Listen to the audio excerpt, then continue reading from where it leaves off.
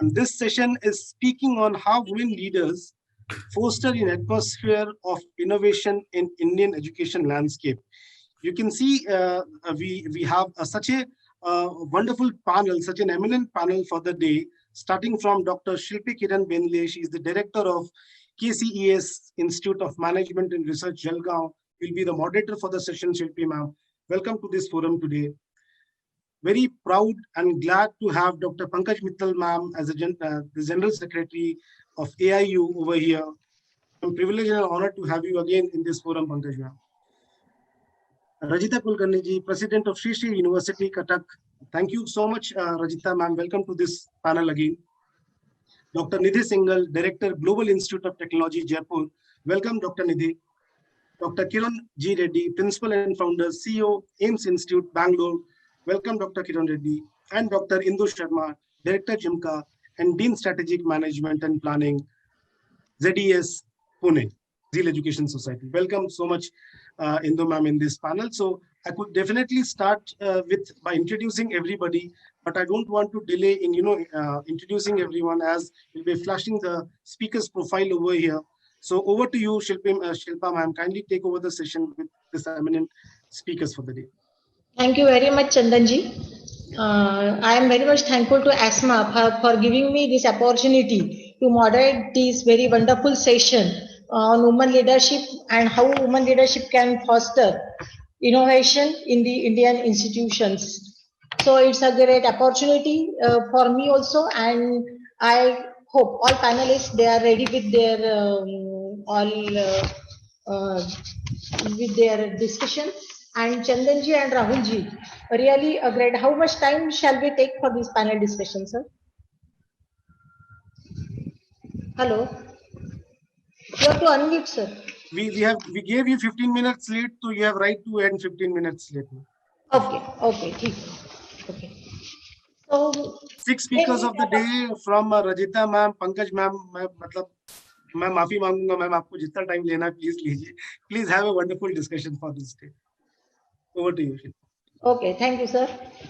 So all panelists, Rajita, all madam, Pankaj Mittal madam, Rajita madam, then Nidhi Singhal madam, Karon Reddy madam, and Indu Sharma madam.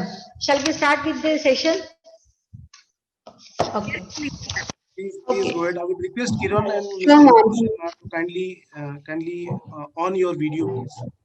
Dr. Kiran Reddy and Dr. Indu Sharma, that we can see you in this panel.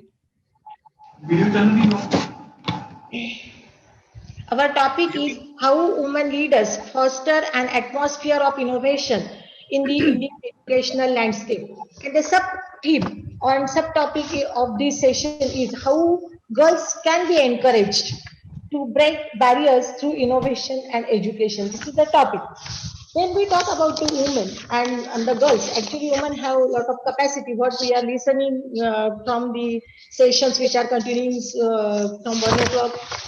And I will say that a woman with a mission is a woman who is going to win. She has an ability to create, protect, grow. She has ability to empower. She has ability to nurture. She has ability to fight. She has ability to love and care. And with all these, and she does all this at the same time. Women have always been inspired by strong women, their courage, passion and determination to make a difference, and what better way to impact the world than throughout education. Young people are changing all the time and produce and consume new kinds of content in the ways that we never imagined earlier. Continuous development and adoption by educators is essential to make learning relevant and of value of the students. As a woman in the education, we strive to balance insight and institution with the focused execution and accountability that is required to make things happen. To success is the focus on developing and empowering the next line of leaders who will take the academy to a greater heights. We are aware that when we are going through these sessions, definitely innovation is very much required to continue with all the sessions. And when we talk about innovation, innovation needs a good atmosphere in which to develop. It is definitely an it is definitely a cultural characteristics and must be encouraged and nurtured inside the educational institutes. Who is responsible for setting the atmosphere of effective innovation? Who is responsible for this? How to just develop this atmosphere of innovation?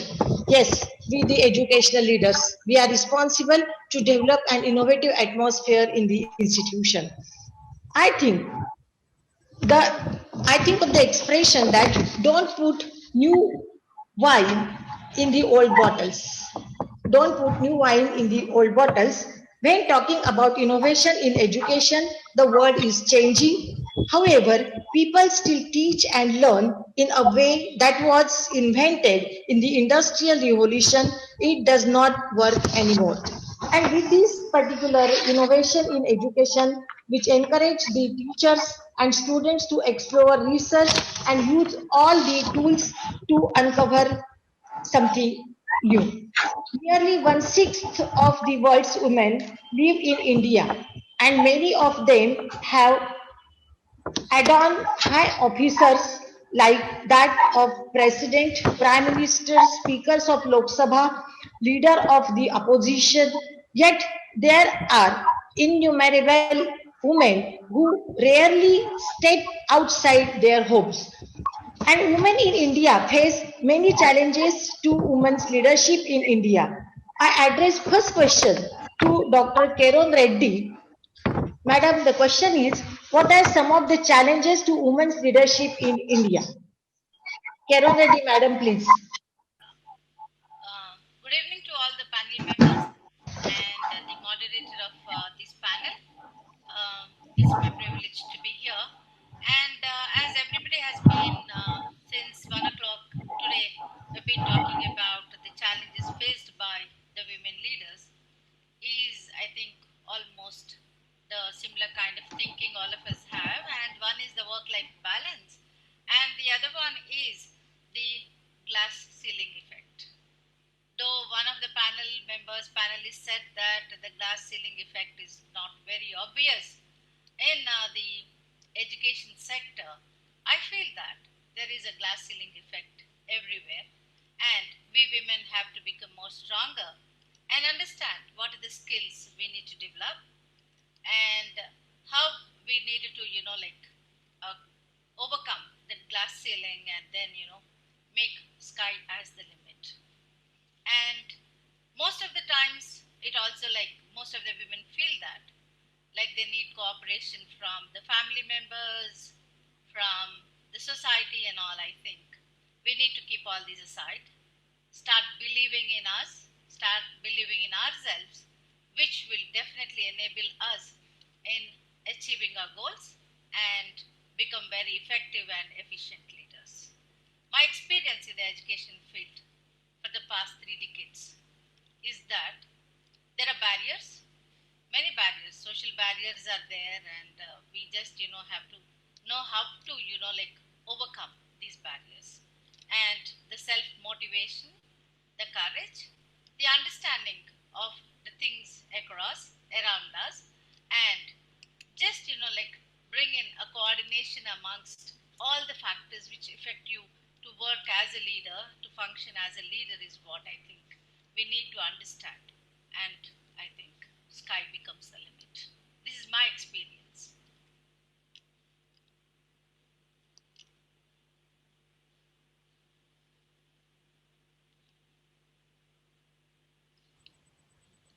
Hello, everyone.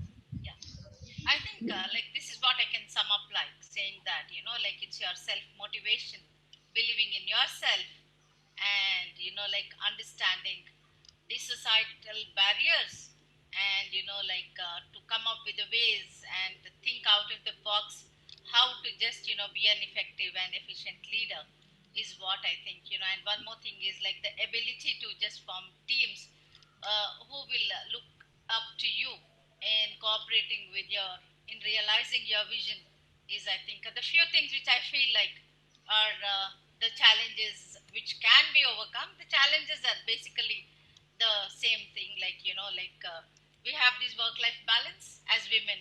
We have to take up multi roles like a mother and then a wife, a daughter, and a daughter-in-law.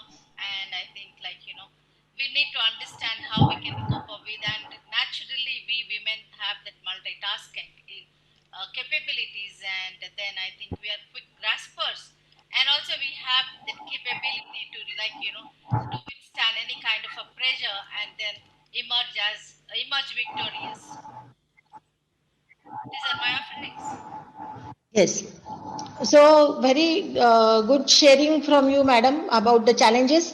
And being the women, all of us are very much aware about what challenges we are facing, because all of us are leading the some of the institutions somewhere. And when the work-life balance, that is the big challenge for all of us. And when we talk about the challenges, so the ladies actually, they have a lot of capacity and they can overcome all these challenges and come with the bright colors and shines and prove themselves at their own capacity somewhere. Because we have all proved that some of us have got the opportunity before marriage, some of us have got the opportunity after marriage, but still accepting all these challenges, all of us have proved ourselves. Hello.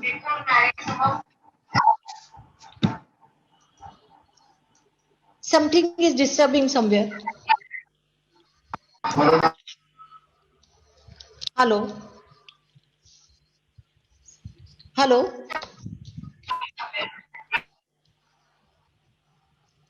Hello.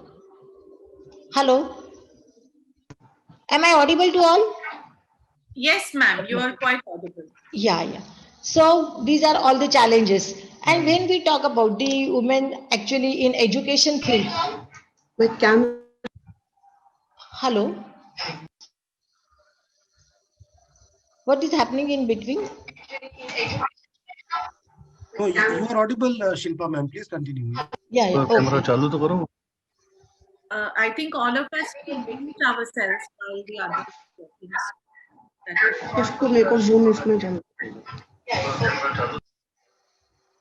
So all the women and the coming generation of girls, they have also to face some of the challenges because there is tough competition. But when any result is declared or any of the educational results declared out, we are always watching and we are looking that the girls are always toppers at many of the places, and they can be the future leaders and can prove themselves in the coming years. Because if you take the example of higher education, even in my institute, I like to share with you that in our 33 years we have 29 gold medalists, and out of these 29 we have 27 girls out of 29. So this is the percentage of girls actually in all this passing percentage, and that is also very much proven fact by the girls, and all the women what we are leading our institutions are playing very important role to develop the and educate the future generation. And for that purpose we have to adopt the innovative ideas, and accepting it, all these challenges we have to prove, and we have to give them proper guideline how they can proceed for their educational system and prove them as the future leaders. When we talk about the now new educational policy is also declared by the government, and according to Indian Census of 2011, the overall literacy rate of India is 73%, but women's literacy rate is only 65%. There is gender gap of around 16% between male and female literacy rates. The gender split is higher in rural areas. The rural female literacy rate is only 57%, while the rural male literacy rate is higher at 77%. However, according to the All India Survey of Higher Education report 2018-19, the gender gap in the country narrowed as compared to the previous years after several new policy interventions by current government The female students constituted almost half of the total enrollment in higher education. Nevertheless, there is a long way to go. So, to tackle the above subjects and articulate an India-centric educational system, the new educational policy 2020 has been designed by the scientist K. Kasturi Rangan committee. And the policy prescribed to approach gender as a cross-cutting priority to achieve gender equality in education with the partnership of states and local community organizations. Partnership of states and local community. I would request the time is pretty less. Can we please give Okay, opportunity for the speakers, okay. for the On panelists? this line, my next question to Dr. Pankaj Mittal: how does the NEP approach women's education and leadership through policy? How, Pankaj Mittal, madam?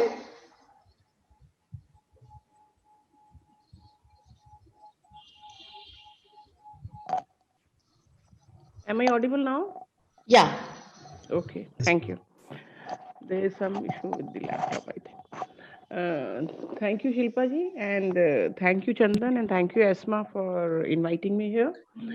When Shilpa ji was talking about the gender gap at the literacy rate level between men and women, I was wondering about the higher education level. You will be surprised to know that right now, the gross enrollment ratio for men is 26.3, but for women it is 26.4. It is 0.1% higher. So at the gross enrollment ratio, the higher percentage of the women is there. But when we go to say appointment of lecturers or associate professors or vice chancellors, it continuously keeps on decreasing. So I have some data with me, like at lecturer level, it is around 47%. But when you go to professors level, it becomes 27%. That is only 27% of women and rest are men. But when you go to the level of the vice chancellor and say principals of the colleges, it reduces further to 2 to 3%. Now, why does that happen? So somebody was talking about the glass ceiling in the previous panel. That glass ceiling is there. Madam Dr. Kiran Reddy was also talking about the glass ceiling. So I feel even it is provided in the policy that there was a study by Forbes which says that if you need more innovation in the organization, hire more women leaders. And why does that happen?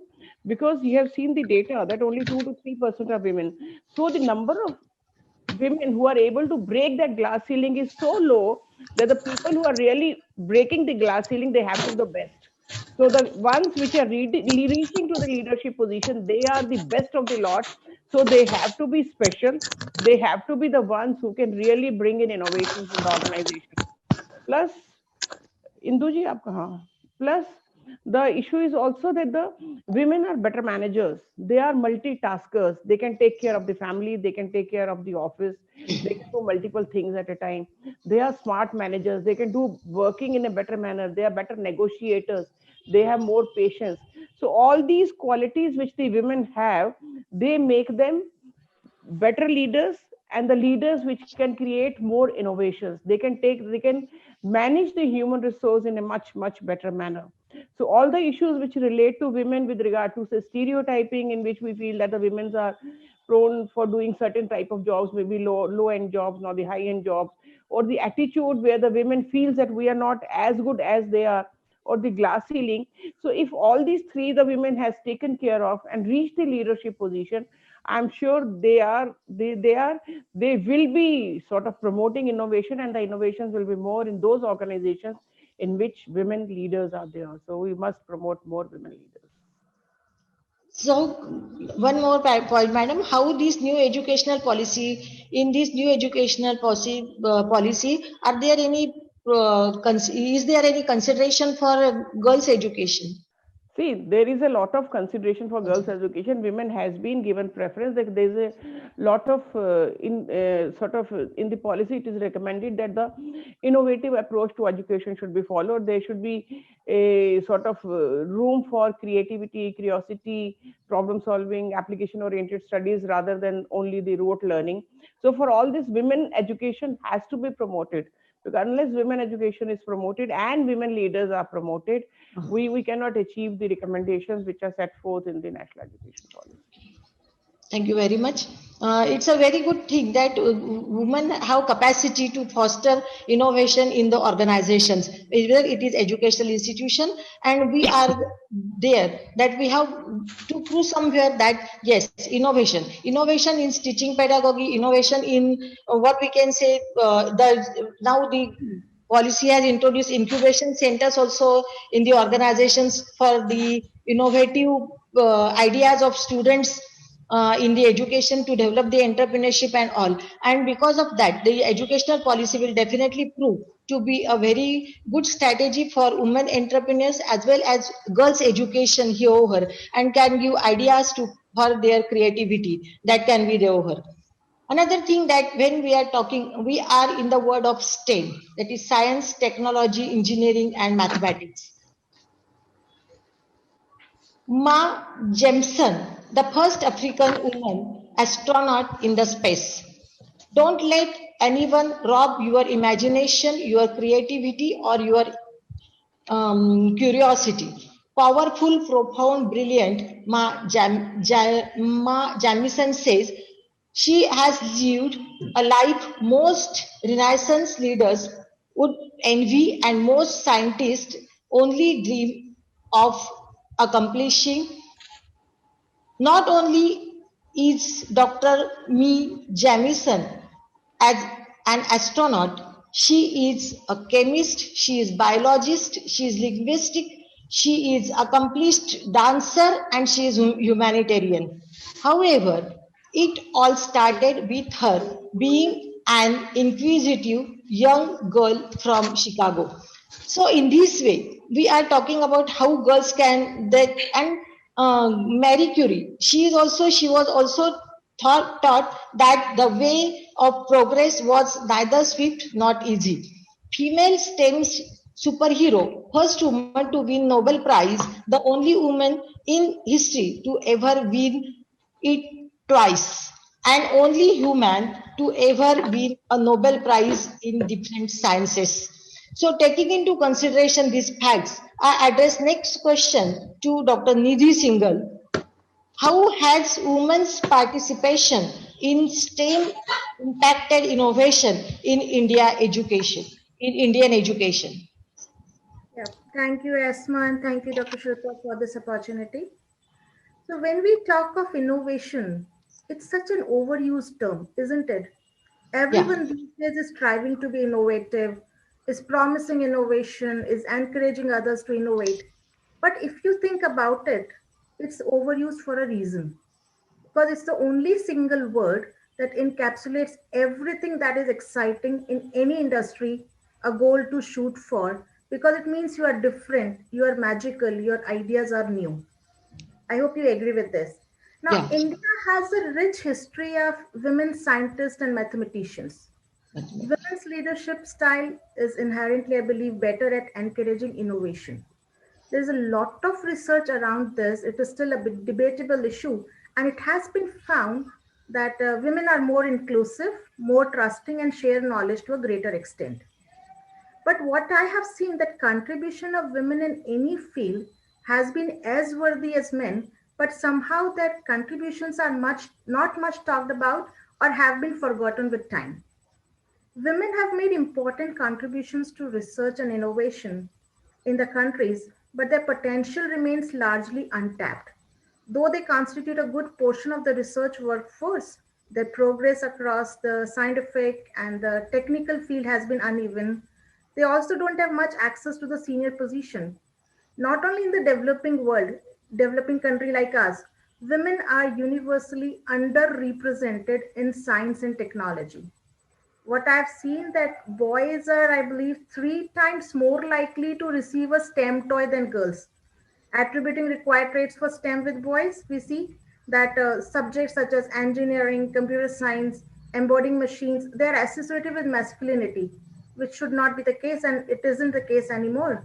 Women from an early age, they are conditioned for caregiving roles such as nurses or teachers.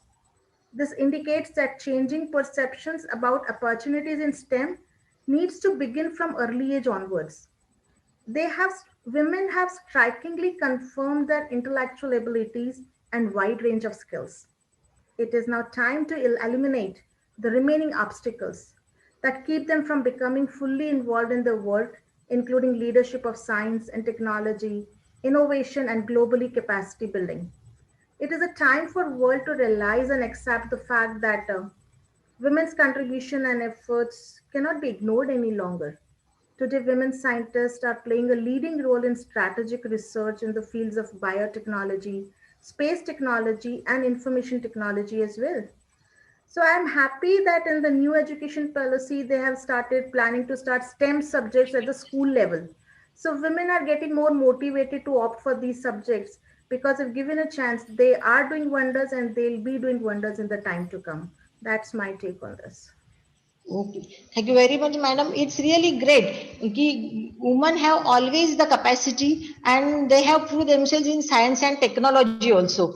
Science, technology, and mathematics also. And they are coming with the very bright colors in their area of performance and really proving themselves in this STEM area. And as the new educational policy is also taking care of these things, will definitely in coming future, very near future, it can be proved that the woman power will definitely come up with what is today will come up with more shining and bright future and career in coming years that can be possible.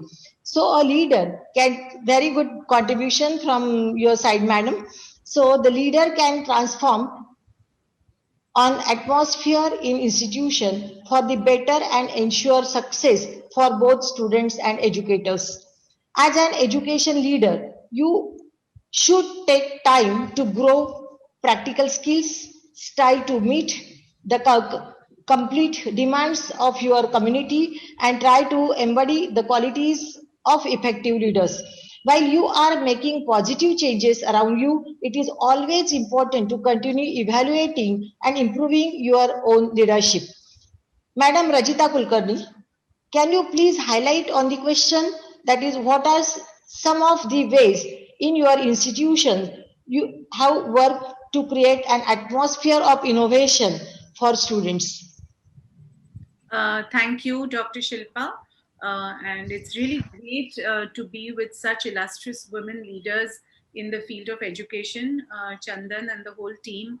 Congratulations. I think you should create a think tank of women leaders who are in this program so that we continue to stay in touch. And I think we can disrupt the world of education like no one else can. To the question that you asked, we are a young university, so it brings with it its own advantages and challenges. So one of the advantages is that we can write on a clean slate and we can really build the culture of the university. So one of the things that we have been very, very keenly focused on is to ensure that there is a good gender balance. In terms of good gender diversity and good gender balance. So I'm happy to say that almost 44 to 45% of our staff and faculty members are women and 55% are men. Of course, it's not 50-50 yet, but we are encouraged. Trying to. Yeah, we are getting there. It is the same for our students. So when we started off, one of the things we were keen, because we come from the parentage of the art of living, where service or seva is a very big aspect of how we live our life. So one of the first things we started, and I'll come to the point of innovation, I'm coming to that. One of the first thing we started is to see how we can, as we grow as an institution, how we can grow and build the community around us. So one of the first projects we started was to set up tailoring units because we are surrounded by a rural environment. So we set up 10 tailoring units for girls, young girls of the villages around us. And our girl students were the ones who were supporting and taking care of these units, encouraging young girls to participate, enroll in these tailoring units, and then helping them find employment or contracting work after that for their own economic upliftment. By doing this, we realized that our students were able to find really innovative ways. I mean, if you have to yourself go and enroll students into another program, you have to start becoming innovative. So there are many ways in which we involved our students like this. You can see the building behind me. This is a building which is underground. So the terrace of the building is at ground level. And that brings with it its own challenges. So we've involved our architecture students in building our campus and in finding innovative ways to use the terrain we have. We've started in our university a women's leadership forum called Charchika. And here again, our mandate to students is to find ways to tap, their inner potential. We have gotten to be known as the University of Startups. I'm very proud of our students. In the last 3-4 years, we have about 38 startups that have started and are running successfully, and about 40% of these startups are by girl students. And many of them are in areas like social entrepreneurship, agribusiness, renewable energy, healthcare. So we are creating an environment. We started with more of the management and the humanities subjects, and now we are starting the sciences as we move ahead. And we are building one of the first integrated hospitals in India, Ayurveda, allopathy, osteopathy. We are one of the first universities in Asia to start osteopathy. So we have involved our students in the way we are building the university. And I think, what Dr. Pankaj said is that as women, those who have broken the glass ceiling and reached this level, I think we have already proven that, there is something that got us here. And I think that is what brings us the responsibility of making more women reach that. So either by direct initiatives and programs, or by indirect means, like having all these other initiatives and all these other efforts, we are creating an environment where our students know that they can disrupt. I mean, when you play in a tennis court which is underground, it already breaks your mind to think that, oh, it is possible to play in an underground tennis court. So I think we have the responsibility to role model by what we do and also actively encourage. And I think we are making good steps in doing both these things. I want to introduce for the speakers 2 terms, actually, because we spoke about the glass ceiling. There is a concept or the phenomena called glass cliff these days, where women are given jobs which are bound to fail. So, think of Theresa May, think of what Mrs. Merkel is dealing with today in Germany. There are a number of case studies of how a job which is impossible to do or could almost definitely fail comes to a woman, and that's the glass cliff. So we have to be very careful and protect ourselves and also our students and help them deal with it. The second thing which is happening more and more in the world today is the glass escalator, where, of course, this is not a men bashing program, but where glass escalator is where jobs which naturally belong to a women's life go to men. For example, in fashion or in beauty or in design. I mean, these are considered normally women-centric fields, but those now are being done by men. So there are a lot of things happening in the world which is disruptive. Technology is disrupting the way we live, and I think as women, therefore, and we are all leaders, I think, and we have to role model and help the younger girls to break through as we have. It's really great. You are applying all innovations in your university. We'd like to visit definitely the University Deoghar, and really great innovation ideas. And you are trying to make them self-sufficient. That is very important. And if many of the institutions are applying their own innovative ideas, but this is sharing of ideas, and those who are not applying this will be able to or can apply some of them in their institutions also, and will be helpful for them to develop the woman empowerment or girls future leadership and all.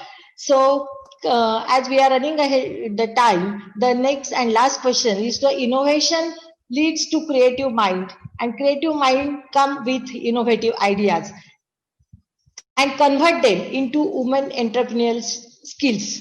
Just now we heard from Rajita Kulkarni madam that she's trying to develop all rural girls into their own empowerment and trying to develop them for their self-sufficiency. So my question to Dr. Indu Sharma madam, that how do you lead the girls to come up with entrepreneurial skills and or actual entrepreneurship with their innovative ideas? Hello. Hello. Am I Yes. audible, ma'am? Yeah, sure. Good evening to all of you. Good evening. To start with, first I would like to express that today I'm feeling so proud to be a part of this cohort group, All the Beauty with Brain. Thank you, Asma, and thank you all panelists, and as well as Chandanji to have me here. Ma'am, the question which you have asked me, it's really, first I would like to appreciate Ranjita ma'am for her impressive work, whatever she has just spoke about that. The Yeah. thing is like aligned with the same kind of vision. Before telling you that how I am doing for my girl student, I would give you a small context. Like, everybody is talking about AI era, information era, and Alexa's world is there. And in my own institute, there are not the students from STEM field, as you can say, literally in the field. So what I am doing with my team, we are inculcating the STEM mindset rather than STEM as a subject in our student to have an entrepreneurial spirit. So what we are doing, we tell them that, to inculcate the creativity skill, the problem solving skill, analytical skill, you just have to go with the design thinking process, and we establish a small unit at our institute with design thinking a lab kind of. And we, like as a team, me and my team, just follow the few dialogue patterns to have a pedagogy, to inculcate this entrepreneurial spirit among our students. Those dialogues are like, I have a challenge, how do I approach it? I learn something, now how do I interpret it? I see an opportunity, what can I create? I have an idea, how can I build it?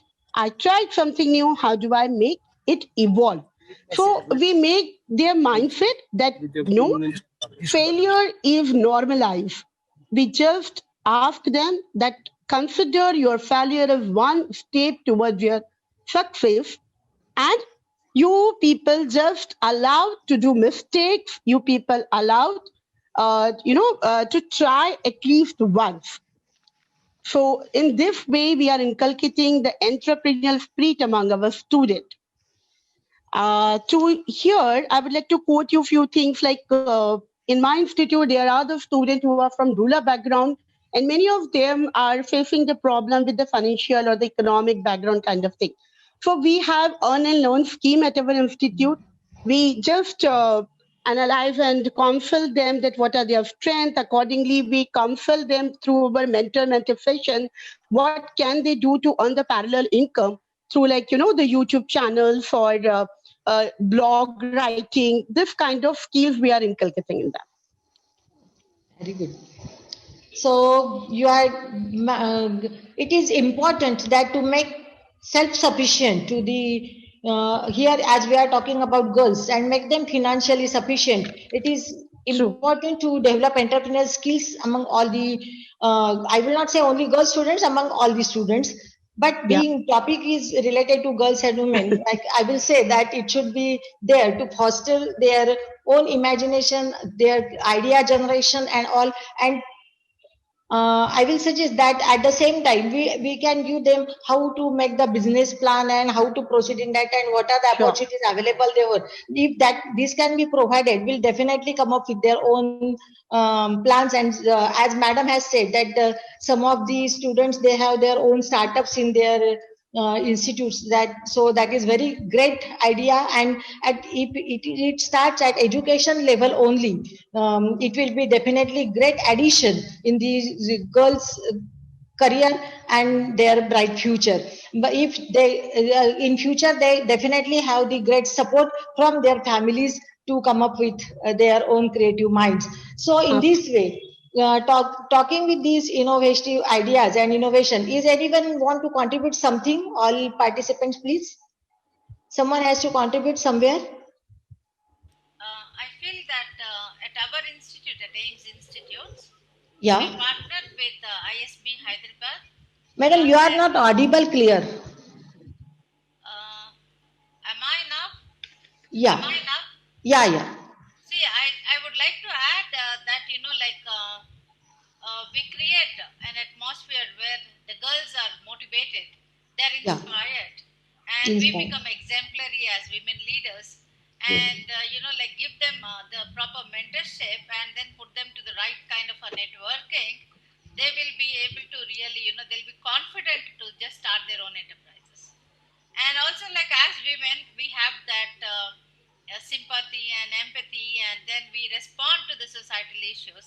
And there are chances that the girls given an opportunity would go back and start some social businesses. We have an example where a girl who comes from a rural Bihar, and who just the day she had stepped into the institute was not in a position to even speak a proper sentence, one sentence in English, developed and transformed herself with the help of the mentoring by our faculty members. And then she just had come up with an excellent idea and started a social business.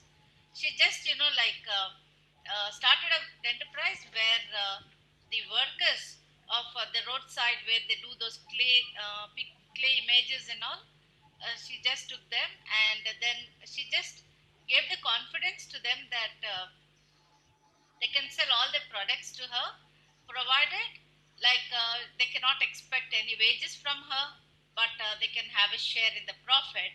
And amongst the profit, the priority issues are educating their children and having a shelter, having 3 meals. And that has become a huge success. I think it all lies how we ignite their ideas, and how we just ignite the power of thinking, and then make them very creative and very innovative, and then be very good observers in order to understand there's an opportunity to start an enterprise. This is my experience. Oh, thank you very much for nice contribution, madam. And if the girls, they have really role model and actually are motivated and inspired for their skill development, will really be a very good addition in for their future prospects. Any more point to discuss? Any, Ma'am, madam, I would please? like to add on. Hello. Okay. Huh? The thing is, like, ma'am, I just would like to vocal about the biggest challenge throughout my career, so that Yeah. the promising leader can have a quick lesson and they can get a tips from that. Okay. The biggest challenge throughout my career so far has been asking for what I'm worth. And I think certainly many of our leaders are facing the same kind of problem some or the other time. And it is because it is ingrained culturally in our society that we are accommodating.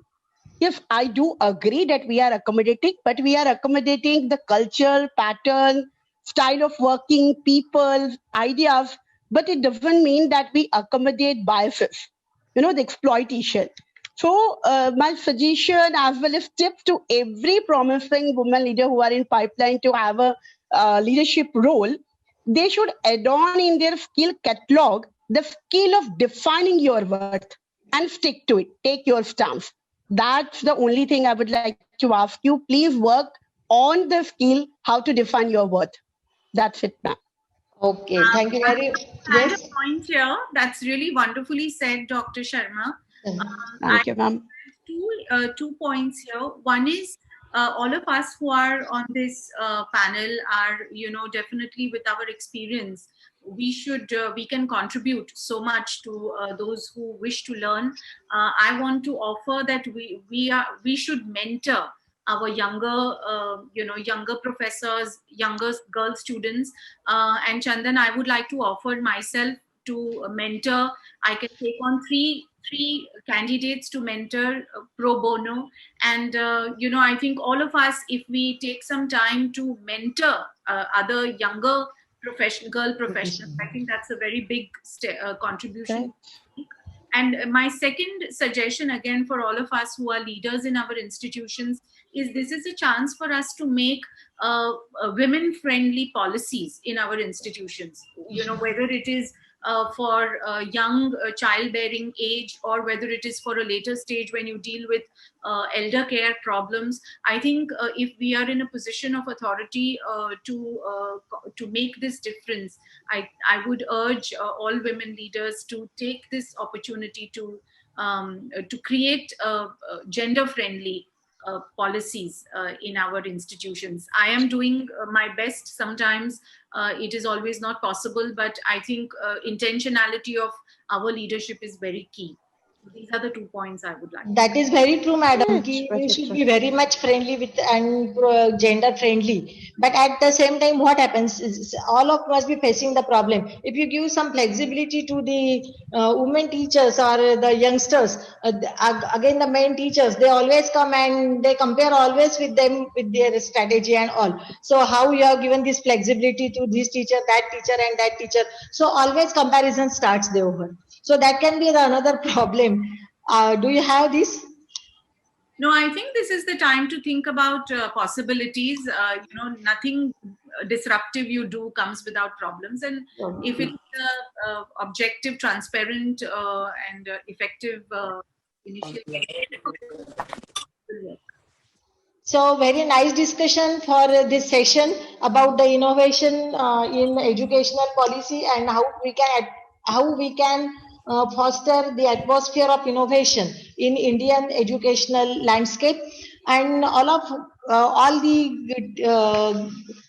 stalwarts in the panel, Dr. Pankaj Mittal, Rajita Kulkarni madam, Dr. Nidhi Singhal, Dr. Kiran Reddy, and Dr. Indu Sharma. All they have contributed their views in a very proper and appropriate way to how to tackle these situations in a different areas of the situation. And when we talk about the women entrepreneurship, all of us have proved that women leadership is very effective at taking into by guiding our all junior teachers in a proper way. We can develop the second ladder of leadership to foster innovation in the organizations. All of us are using technological innovations in our organizations, but these technological innovations, yes, everyone is applying the technological innovations in their educational institutions. But apart from that, what new ideas, how to generate students, because there is always difference in rural and urban background,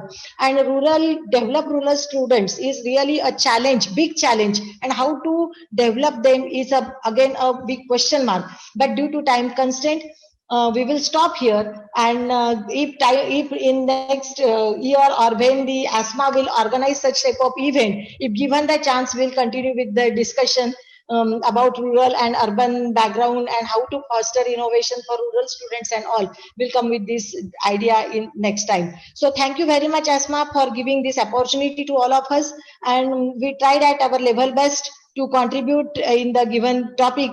Chandanji and Rahulji, we are really grateful to you for giving this opportunity to all the panelists and sharing our views on this topic of innovation and the women leadership. Thank you very much for the opportunity. Thank you. Yes, thank you, Shilpa ma'am. Thank you so much. In fact, it was a great session, a very wonderful session, and I understand the time got delayed and still we have very less time. Innovation is such a huge and vast topic. 30, 40, 45 minutes, 50 minutes is not a justice to this topic anyways. Huge number of subtopics can again arise. Each person in this panel is an institution in itself. If I talk about Pankaj Mittalji, the kind of experience which she has, the kind of legacy which she is carrying from AIU, she has been the vice chancellor for many universities. She has been a leader in many of the international and national committee forums. Talk about Rajita ma'am, which the kind of institution she's holding. Many of the teaching staff, non-teaching staff is eyeing them as a leader. And when we have such strong leaders like the panel members today, what can stop us in rising us, no matter what condition, if it is COVID or non-COVID. So wonderful discussion, Shilpa ji again. Thank you, Pankaj ma'am, for joining in this panel session. Nidhi Singhal ji, thank you so much. Kiran Reddy ma'am, great thought to hear from you as well. Rajita ma'am, it is always wonderful having you in this forum. And Indu Sharma ji, in the very last moment, we actually grab this opportunity to have you in this panel speaker over here.